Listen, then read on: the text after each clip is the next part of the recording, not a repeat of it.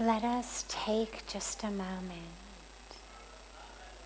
and allow yourself to fully arrive to this moment.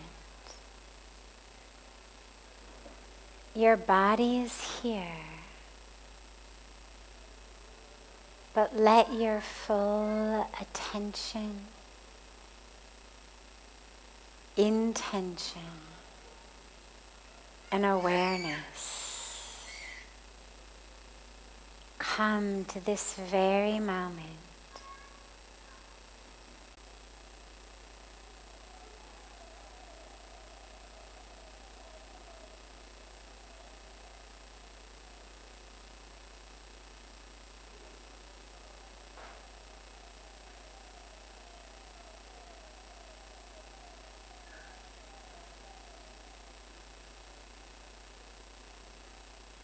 If the mind wanders, just gently, constant ourselves.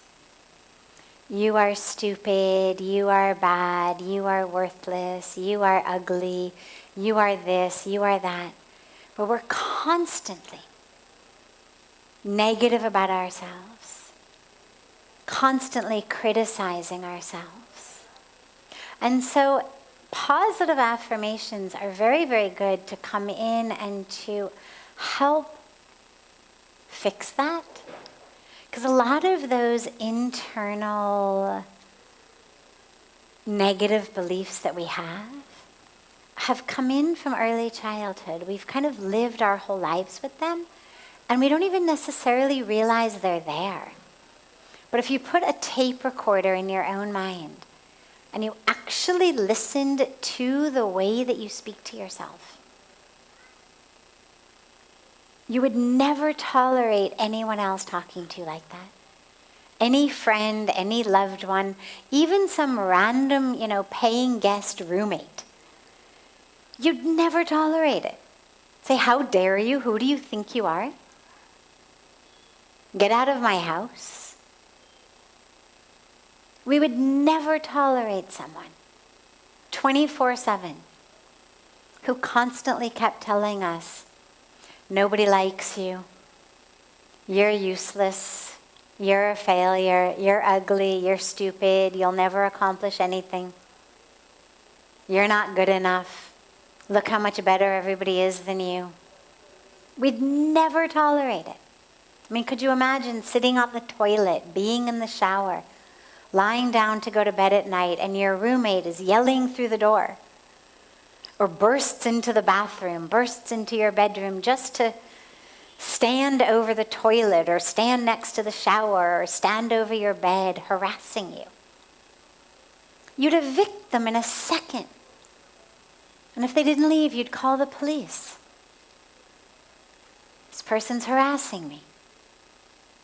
But in our own minds, we allow it, not just for days or weeks, but for decades on end. And we take it to be true, as though somehow I thought it, therefore it's true. Some voice in my head says, you are stupid. And I take it, must be true, I thought it. Voice in my head says, you're lazy and irresponsible. Must be true, I thought it. And that's where that great quotation comes from that says, don't believe everything you think. Because most of us do. Just because we think it, suddenly we believe it. So positive affirmations, if you actually can deeply believe them, they can transform all of that negative programming. So if you have an affirmation, for example, that says, I am whole and complete and divine. And I can keep repeating that. And as I repeat it, I can deeply actually believe it. Then the more I repeat that affirmation, the less likely I am to believe when that programmed voice in my own head comes in and says, you're stupid, you're ugly, you're worthless, you're lazy, you're this, you're that. Because I now have not only a counter voice, but an entire counter belief system. So if you can believe them, absolutely they are powerful, they work, they rewire our entire brains. But even if you don't necessarily believe it, because a lot of times when we start a practice of affirmation, we may not believe it.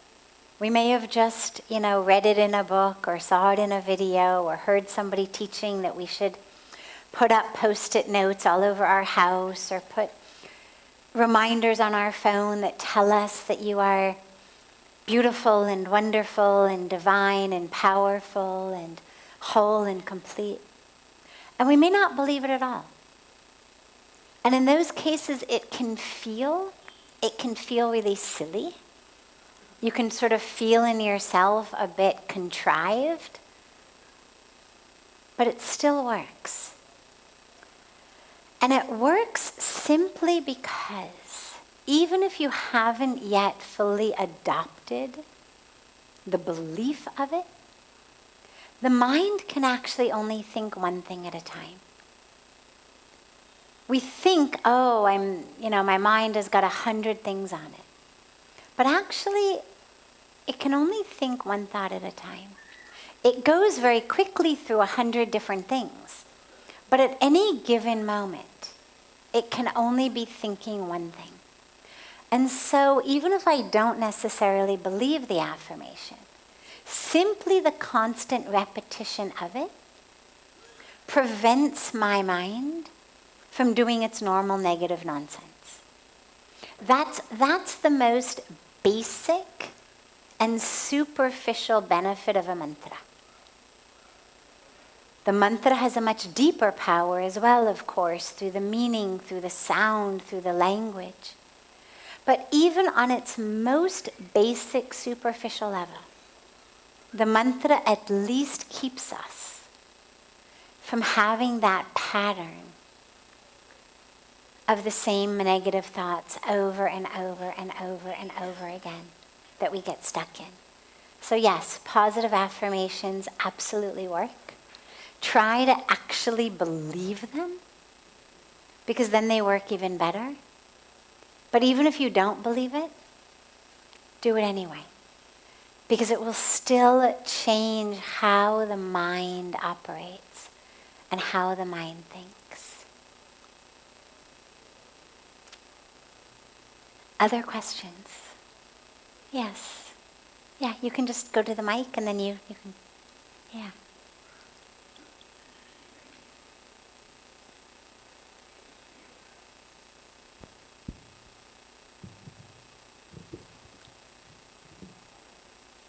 Good evening. 2 nights ago, you touched on how survivors of violence and trauma can harness their growth and healing into something greater. Could someone somehow justify the trauma and abuse the perpetrators caused because of the said growth and healing of the survivor? Great question. And no.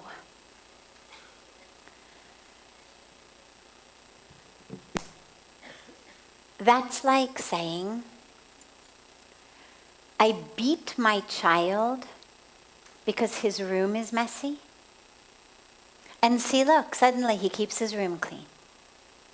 See, it's worth it. I taught him to keep a clean room. Well, it's never worth it. There's no excuse for violence. The fact that out of the violence, you end up with a clean room because your kid doesn't want to get beaten again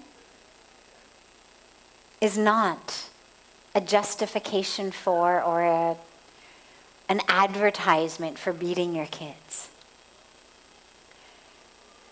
To harm someone in a way that we were speaking the other night about someone who had been raped.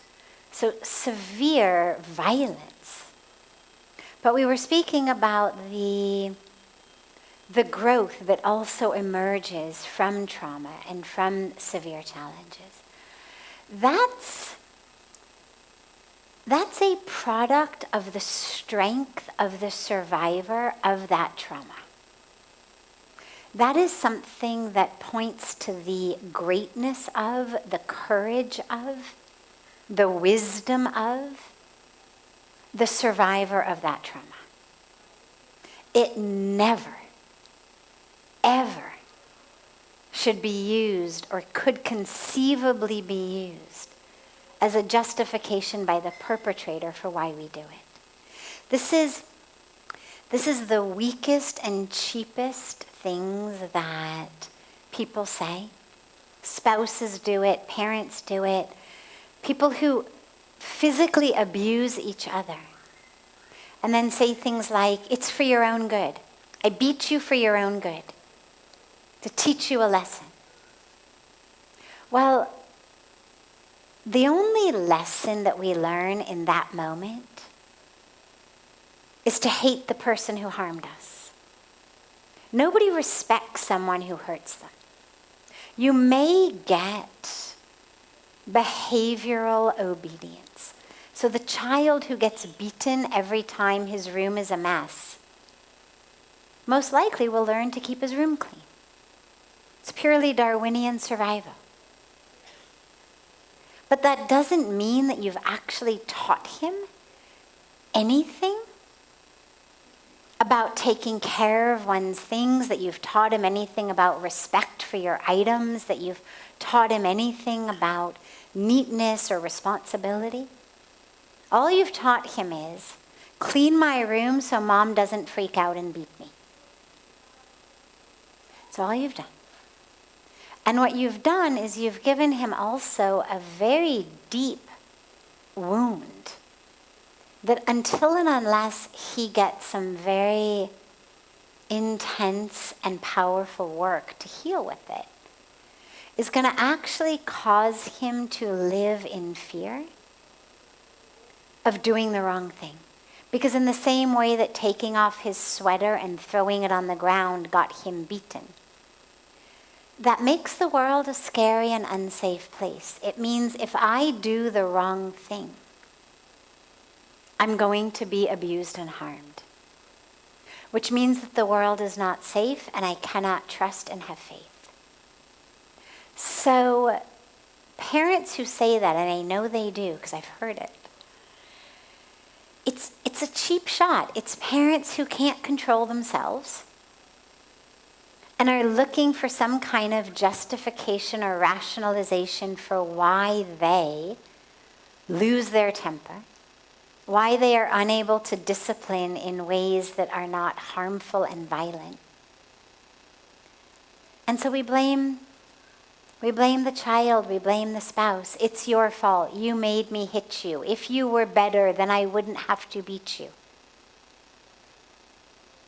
It's a total load of you know what. Definitely not true, and definitely should never ever be used as a justification.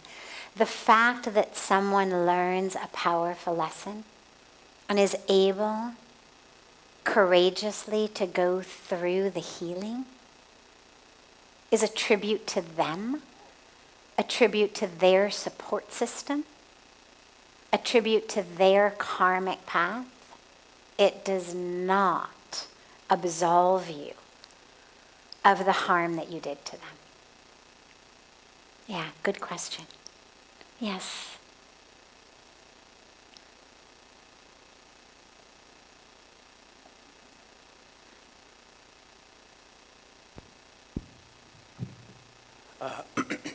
From one Stanford grad to another, go card, and good evening. I was fortunate enough to visit Jerusalem and Bethlehem earlier this year, and seeing the multitude of walls separating Israel and the West Bank and Palestine was sorrowful. Both are such spiritual and powerful places, and I feel it's quite a shame that so many people can't go to both. Personally, once we have sustained ceasefire and peace, I'm in favor of a three-state solution: Israel, Palestine, and a multi-faith land that encompasses Jerusalem and Bethlehem. what do you think is a feasible way to have sustained peace in the Middle East? So I am most definitely not a political scientist. I am most definitely not an expert on the geopolitics of the land and the countries and the borders in the Middle East, or of the religious sites and lands of deep importance. I obviously know the stuff that we all know. But I would never pretend to be some kind of an expert who had a solution to a problem that has evaded actual experts for many, many, many, many, many, many decades. The only solution that I feel very confident in is a solution from a spiritual perspective, which is the awareness that even though we worship in different ways, and we worship by different languages, and we worship using different books, that ultimately we are one. We're one on the deepest level of one soul, one spirit, one consciousness, one source. And we're also one on a very human level of being one people who depend upon the same air to survive, who depend upon the same water to survive, who depend upon the same soil to survive. We may have borders and boundaries, and yet the powerful weapons, like nuclear weapons, for example. I mean, a missile can have a short range of impact. A nuclear weapon does not. Doesn't care that there's a wall. Doesn't care that there's a border or a boundary. In the same way that environmental devastation doesn't care, in the same way that climate change doesn't care, in the same way that water shortages don't care.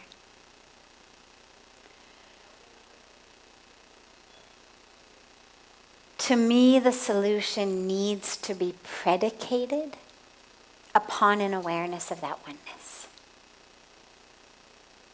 And upon an awareness of the possibility of coexistence. That the pie of God's grace is not a finite pie. And just because I am sitting here in this holy place, praying to God in a certain language, by a certain book, with a certain name, and I am receiving grace, doesn't mean that there is less grace available for you. Also sitting in this holy land, praying to God by a different name, in a different language, with a different book. The dilemma is that in many cases, that which we think of as violence in the name of religion is much more violence in the name of geopolitics. It's much more violence in the name of land and resources and power. And religion becomes simply co-opted as an excuse to get people to do things that they wouldn't ordinarily do. So if I say to you, let's say I'm king of this garden, for example, and I really want to become king of that land as well, like beyond our gate of the garden. And I say to you, could you do me a favor? Could you go out and sacrifice your own life, or at the bare minimum, risk your own life, to go and to fight those people out there because I would like to be king of a bigger piece of land? It's very unlikely that you would say yes, because our lives are very precious to us.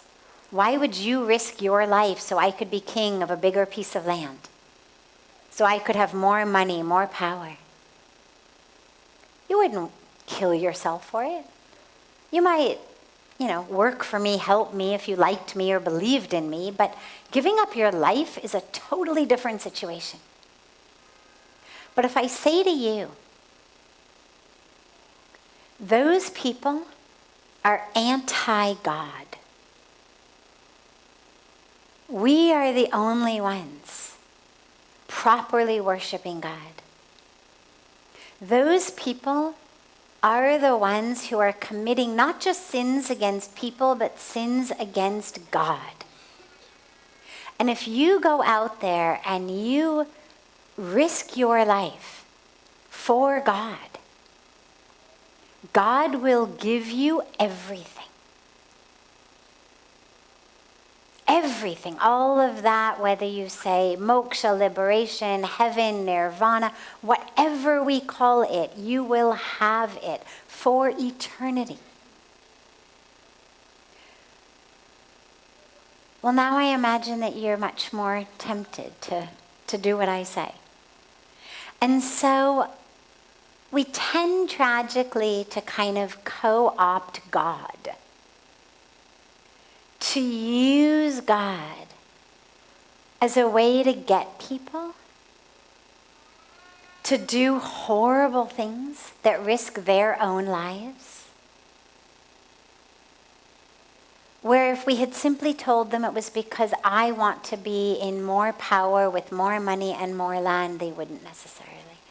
And this is why, again, I think a spiritual solution is so critical. Because as long as we keep saying that God wants us to do that, or that God is against those people, or that they are against God, people who are lovers of God are going to keep being inspired and motivated and compelled to go out and to engage in violence in the name of God. So we need to deeply recognize that God would never send you to do such things.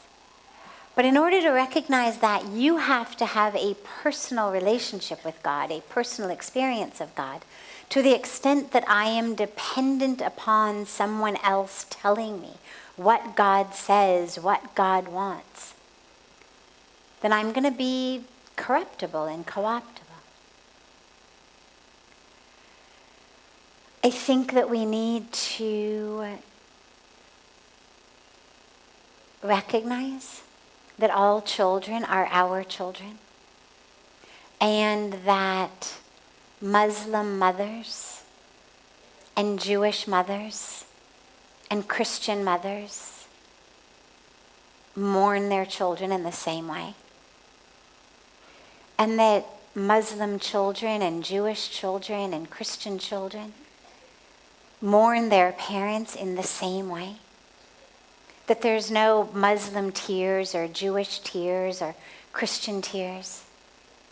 And when we really are able to anchor in not the pain that people of my religion or my state are feeling, but the exact same pain that people across this border are feeling, and really anchor in that humanity that transcends colors and languages and races and religions. I think that's the answer.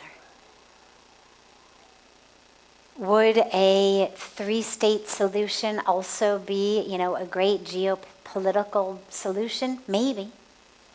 Again, as I began, I don't even begin to pretend to have the depth of political understanding to know what went wrong all of the times people brought up this idea in the past.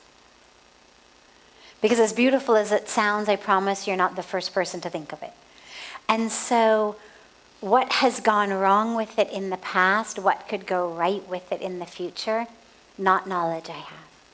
But I know that any and all solutions, whether we speak of a 1-state solution, a 2-state solution, a 3-state solution, a some other solution.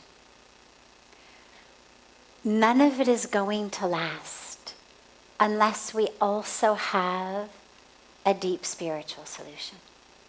Otherwise, any solution you come up with can only be maintained and sustained by lots of people with guns standing on wherever you decide to draw the new borders and the new boundaries.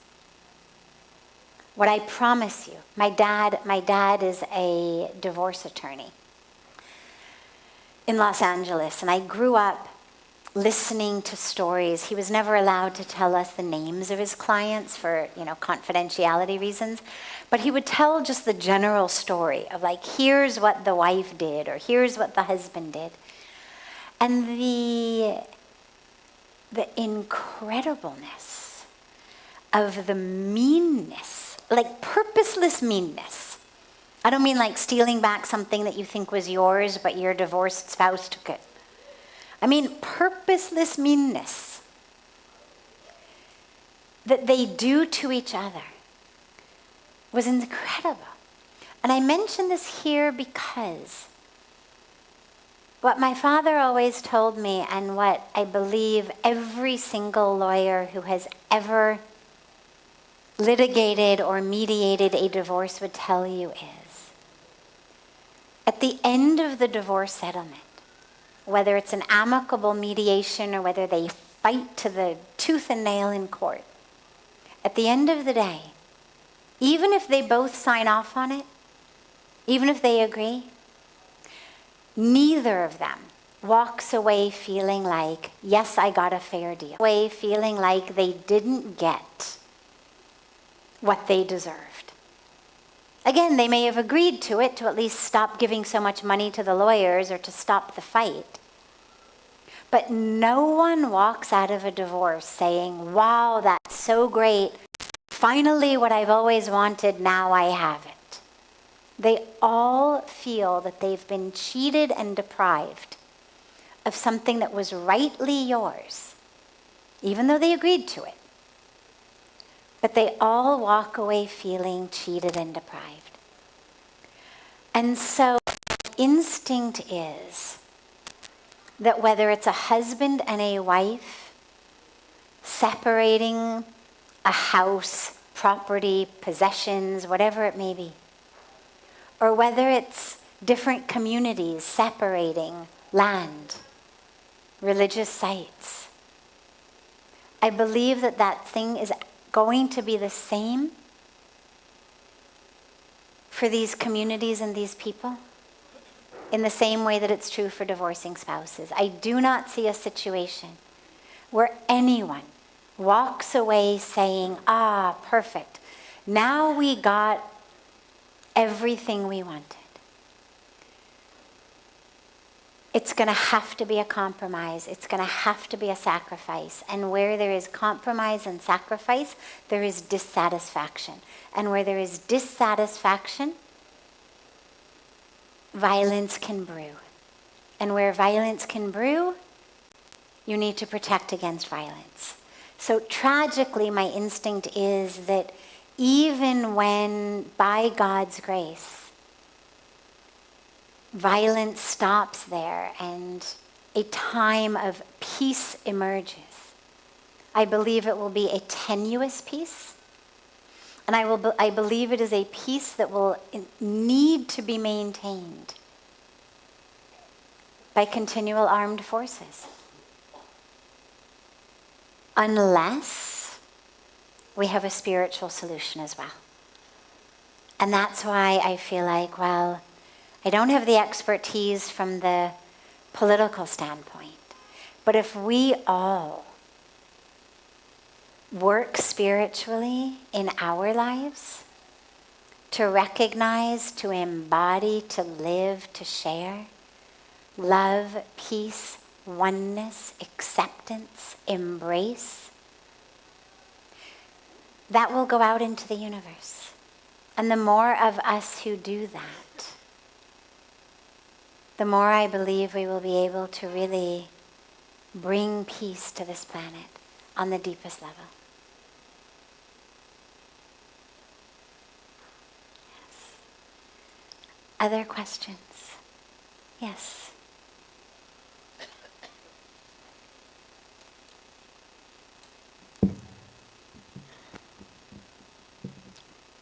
Pranam ma'am, this question is little awkward, but I want to discuss this. I want to discuss about sex. No one talks about it, and it's. Um, I myself was I was shamed about my sexuality, and yeah, I want once I come in my spirituality, I realize how it's okay and everything that philosophical it is. What's your standpoint? What's your standpoint on it? And I want to know a solution for me that I should be very much okay that this is a part of me, because this is somewhere in my mind that this is not a good part of me. Now, are you talking about, so wait, stay there for just a moment. Stay there for just a moment.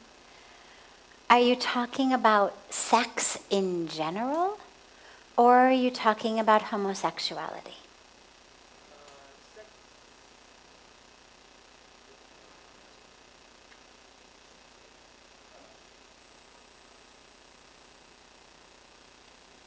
That's okay.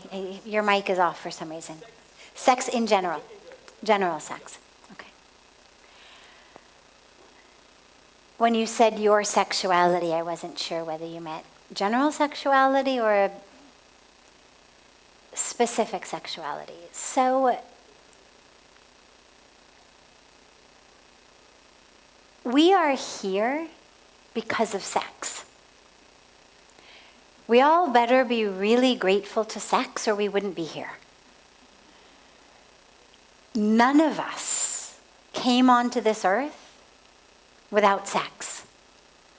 So clearly sex, therefore, must be a good thing, because if all sex stopped, there would be no more people. So you cannot be anti-sex. I mean, to be anti-sex is to be anti-creation. To be anti-sex essentially says the human race should die out after me. So sex in general, not only is there nothing wrong with it, but it's very beautiful. It's a way that people, as long as people have existed, it's a way that they have come together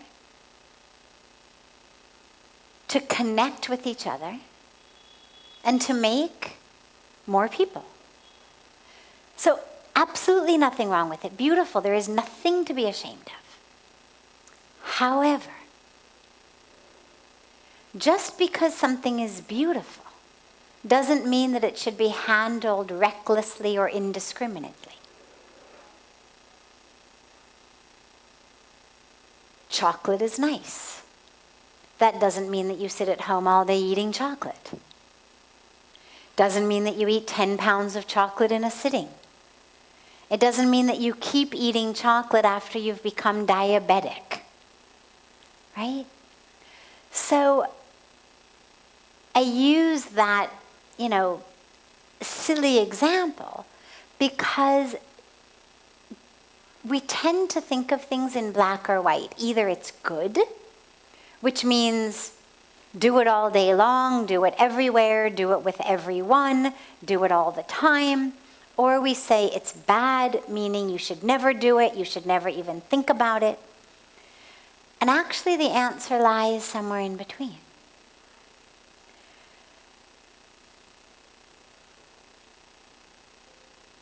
It was given to us biologically in order that we should propagate and be able to have more children.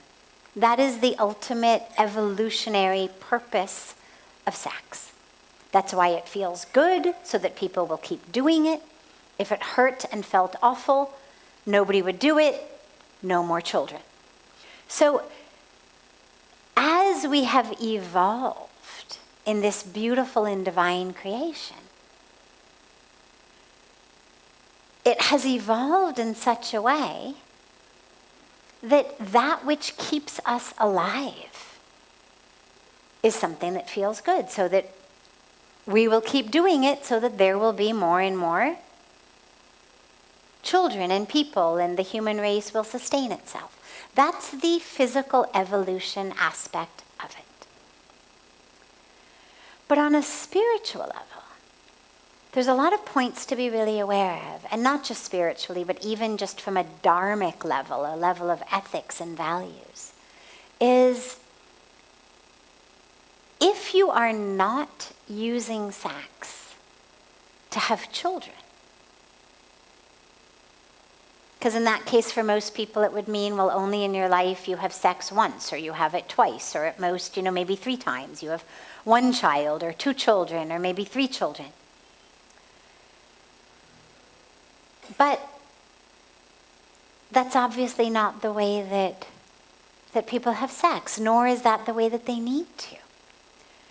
But what needs to happen is it needs to be brought into our values, our ethics, our spirituality. This is like, if you look at the yam and niyam of Ashtanga Yoga given to us by Patanjali. So in the yam of ahimsa, satyam, asteya, apigraha, meaning non-violence, truthfulness, non-stealing, non-hoarding. Well, the next one is brahmacharya. Some people translate that as celibacy. But I've heard it more frequently translated as integrity. Integrity in your relations. And what that means is conserve that energy. That energy is not meant to be wasted. It's not meant to be sent out into the universe unnecessarily. It is meant to create life. It is meant to take you closer to God in a very, very spiritual, very committed, very monogamous relationship. It's not meant to be something that you just do all of the time. And the reason we know that is that the energy of the body, what we call ojas, which is the literal energy of the body, the vibrancy of the body, actually is that which gets lost when you have sex. When you, in intercourse, have that moment of climax, you actually are losing that ojas. And that's why our sages and our saints and our rishis, even those who were not celibate monastics or sannyasis, one of the things that they all emphasized was conserving your ojas. That is what brings vibrancy to the body. It's what brings light and health to the body. I've heard spiritual masters and teachers and gurus over the many, many years I've been in India. I've heard them sometimes speak about somebody as saying, oh, that person is very weak. They're not healthy. They must be having too much sex. And they don't say it in a judgmental, like the person is bad sort of way. But they say it in a very caring and compassionate, like, oh, somebody really should teach this person to not have so much sex. Because look, they've got these dark circles under their eyes. Look, their health is clearly down. There's no light. There's no vibrancy. There's no ojas. Must be because they are losing that vital energy of the body. So it's really important to conserve it. I mean, think about it. It is energy that literally creates life. Think about how powerful that energy must be. I was speaking last night with the 2 cute little girls, any of you who were here, and we were talking about God and how God created life and how our best scientists, even knowing everything they know, cannot create life in a laboratory. That ojas is actually that which, with God's grace, creates life. So it's very, very powerful. So you want to be really careful to conserve it on a spiritual level, on a biological level, on a physiological level, but also on an emotional and a mental level. You want to be really sure that everything we do in life, what we eat, what we wear, how we shop, how we live, and how our sexual relations are, that all of them are in alignment with values and ethics and dharma. So if you are in a relationship of love and of commitment, and you're walking together closer and closer to your truth and to God, and you are able to use sex as a way, one of your many ways, of coming closer and closer and closer together, of losing your individual self, going from I to we, to that state of expansion, then yes, it can be a very powerful practice. Occasionally. But you should make sure that you've got a lot of other powerful practices also, so that you can conserve that energy as much as possible. And by the way, interestingly, but also sadly for so many people, simply thinking a lot about sex, even if you're not actually doing it, also depletes our ojas a lot. So it's not just a matter of, grit your teeth and restrain yourself, but it's actually a matter of purifying the mind and transforming the mind to see. When you look at another being, instead of seeing them as a potential sex object or a potential sexual partner, that you see them as the divine. And when that purification arises, then you're able to connect to people soul to soul. And the mind then doesn't go into all of those lust-filled thoughts when you're talking to somebody or meeting somebody or walking down the street.